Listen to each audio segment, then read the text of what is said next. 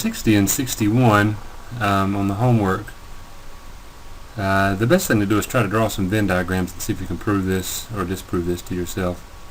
Alright, so let's take, we're talking about the number of items in A union B is equal to number of items in A minus the number of items in B. So if we have our Venn diagram with A and then B, let's say we'll assume that they overlap. Then the number of items in both of these two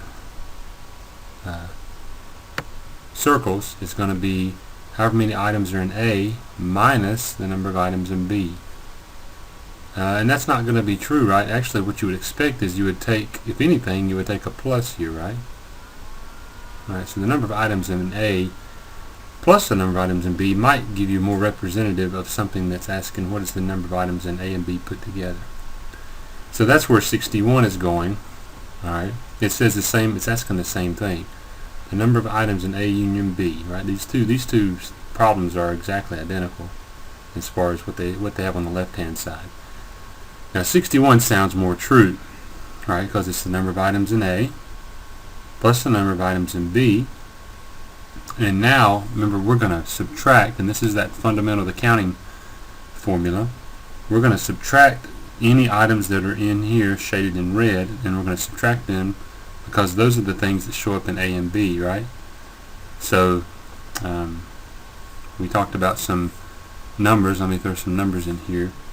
The numbers could be 1, then here in the middle we could have 2, and then here over here we could have 3.